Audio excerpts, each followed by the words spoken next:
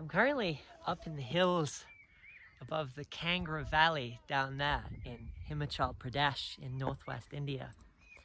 And this region is one of India's three primary tea growing regions, but it's sort of the least productive and the most obscure. You have in the south, in the Western Ghats, the mountains, you have very productive tea growing regions there where I've been. And also in the northeast, you have probably India's most successful tea growing region and the most internationally famous, which is Assam. So, you know, Darjeeling tea, Assam tea, all that comes from there. But down there in the Kangra Valley, they also grow tea, but it's not very successful. All three of these tea growing initiatives were pretty much tied up with the British colonial domination of India. And very often this went the areas where the British decided to turn into plantations, you know, monocropped agricultural zones, were the very same areas where, you know, the British administration and officials like to live. So they tended to be these sort of high up, temperate zones. Often they're towns called hill stations. The capital of this province, Himachal Pradesh, Shimla, was one of the greatest hill stations, the biggest hill stations in northern India, and it was the summer capital of British India, because when it got too hot in Calcutta, the main capital, for the colonial officials, they went up to Shimla. And in these kind of areas, you see a real wedding of the kinds of like cultivated, controlled, almost sterile environments that the British wanted to build here. So, you know, they were almost, in some ways, they resembled these kind of apartheid states. They were one of the few places in, you know, this huge, bustling, busy, wonderful subcontinent where the British officials dominating it could go to feel that, you know, they were almost a majority. It was their British world, kind of literally physically above the people that they saw themselves as being above.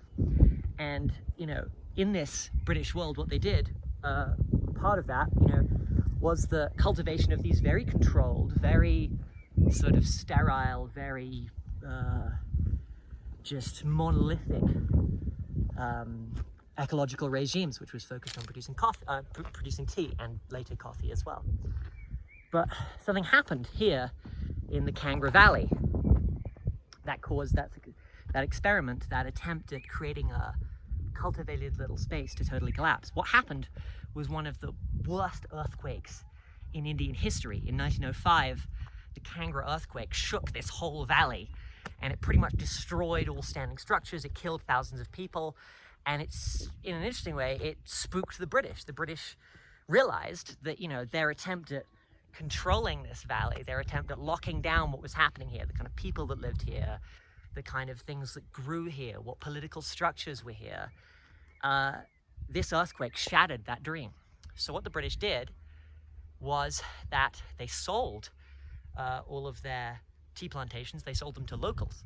And today, part of the reason why tea production here in the Kangra Valley is to a lower level is that, whereas if you go to the Nilgiris, if you go to Assam, you'll see, you know, it's large firms, now mostly in Indian hands, that have, you know, produced these large consolidated tea farms. But if you go down into the Kangra Valley, around the hotel where I'm staying in, what you see is not that. You see these kind of small, spread out, kind of big, not regimented, bushy tea shrubs, you know, that are scattered in between boulders and so on. And also, as a result of that, the production methods here are much more traditional. It's hand rolled and hand picked as opposed to machine rolled and machine picked, like you see in those other areas.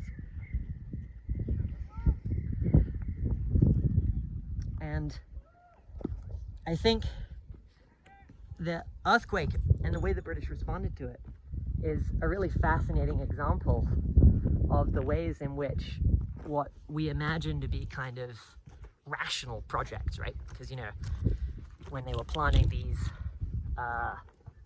huge rows of tea and extirpating and controlling the surrounding area, They imagined it to be a very rational endeavor, a very scientific endeavor. But what happened here in the Kangra Valley is not very rational or scientific. You know, these mountains, earthquakes happen. They've always been happening. They'll continue to happen forever, for as long as these mountains continue to surge up into the sky as the Indian and Asian, the other plates collide with each other. But the British got spooked. They couldn't deal with that. So what they did, they sold their tea plantations, and they picked up and they left. And not too long later, they realized something similar about the rest of India as well.